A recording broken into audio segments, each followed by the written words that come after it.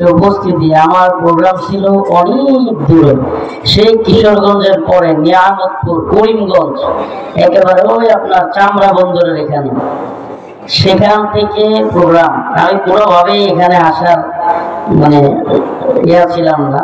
তো আমার সাথে যে থাকে আমার একসাথেই সফর সঙ্গী মৌলানা এনামুল হাসান, তো উনি এই মাদ্রাসার ছাত্র। তো সেই হিসাবে একেবারে আবদার আসতেই হবে ভাই। তো এই জন্য আসলাম আপনাদের কাছে। আসলে আপনারা আমাদের এলাকার, আমি আপনাদের এলাকার সন্তান, আসতে বলে ভালো লাগে।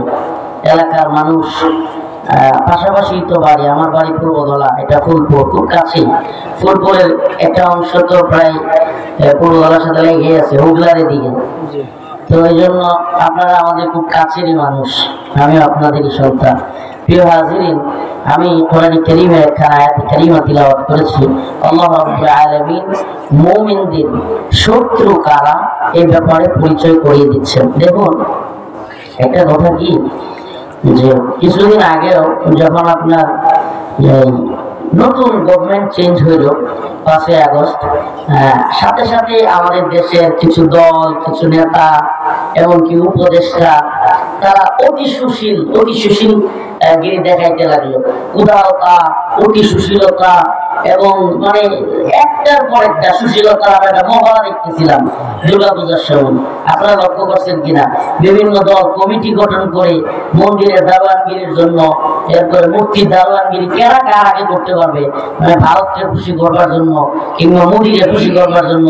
খুশিও বলতে পারেন কিংবা বলতে পারেন উদারতা, আমরা বেশি উদার, আমরা অতিরিক্ত উদার, এগুলো দেখানোর জন্য অনেকে চেষ্টা করছে। খেয়াল করছিলেন কিনা? খেয়াল করছিলেন আপনারা? অতি উদারতা। দেখেন, আমি দীর্ঘ সময় হয়েছে, আমি নিজে ঘুমায় পড়তেছিলাম। হুজুর 25 মিনিটের কথা বলে আসা, মাশাআল্লাহ অনেক লম্বা সময় কথা বলছে, আমি এনে বসেই থাকলাম, মাঝে মাঝে ঘুমও ধরছিল। আল্লাহর বান্দার একটা টেকনিক আছে মাশাআল্লাহ, সবাই হাত টাত নাড়ায় একটু ঘুমটা ভাঙিয়ে দিছে। এই জন্য আমার একটা ভালো হয়েছে যে আমি আজকে কথা বললেও সবাই এখন শুনবে।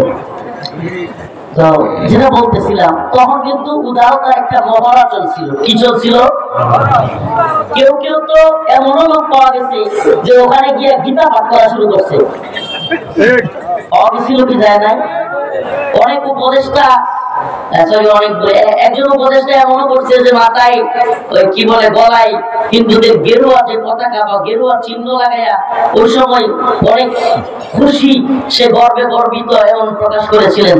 এবং তৎকালীন ওই সময়ে আমি একটা বক্তব্য দিতে গিয়ে বলেছিলাম, আল্লাহ মাফ করুক, কোন প্ল্যান ছাড়া, আল্লাহি আমি আজকে দুইটা কথা আপনাদেরকে বলি। আমি বিগত বাসা কবিরপুরের প্রোগ্রামে আসছি, কারাগার থেকে বের হয়ে এই রাত্রে গভীর রাতে এখানে আসছিলাম প্রায় 3টার সময়। ওই দিন আমি কিছু আবেগ গণ কথা বলে গিয়েছিলাম, আজকেও কিছু মানে অন্তর থেকে কিছু কথা বলে যায় আপনাদের সামনে।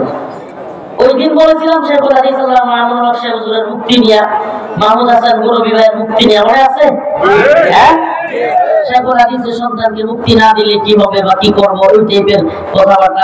আলহামদুলিল্লাহ যে আল্লাহ পাক আমাদের সকল আলেমদেরকে মুক্ত করেছেন, বলেন আলহামদুলিল্লাহ। এখনো আছেন, নাই এমন না, মর্দে মুজাহিদ আলেমরা এখনো আছেন, আল্লাহ পাক তাদেরকেও মুক্তি দিয়ে দেন, বলেন আমিন। তো ওই দিন বাসুয়া কবিরপুরেও কিছু আমি মনের আবেগ থেকে, এলাকায় আসলে মনের আবেগ থেকে কথা বলে না, আমি আবেগ থেকে আপনাদের কাছে কিছু কথা বলি। তখন উপদেষ্টা কিংবা বিভিন্ন দলের নেতা, বড় শায়েখ, বড় পীর, মন্দির পাহারা দাও, মূর্তি পাহারা দাও, এই বাবা একটা মহড়া। এলাকার মধ্যে এক ধরনের কমিটি গঠন হচ্ছে, কে কোন মন্দির পাহারা দিবে। ওরে বাবা, মানে আল্লাহ পাক যে বলেছেন লাতাজিদান্না শাদ্দান্নাস, লাতাজিদান্না শাদ্দান্নাস আদাওয়াতাল লিল্লাযিনা আমানু ইয়াহুদা ওয়াল্লাযিনা আশরাকু। আল্লাহ পাক বলেছেন মুমিনদের কঠিন শত্রু হিসেবে লাতাজিদান্না, অবশ্যই অবশ্যই তোমরা পাবে, আশাদ্দান্নাস মানুষদের মধ্য থেকে, আদাওয়াতাল লিল্লাযিনা আমানু মুমিনদের শত্রু হিসেবে, আল ইয়াহুদ ওয়াল্লাযিনা আশরাকু। একটা দলের নাম হলো ইহুদি, আরেকটা হলো মুশরিক।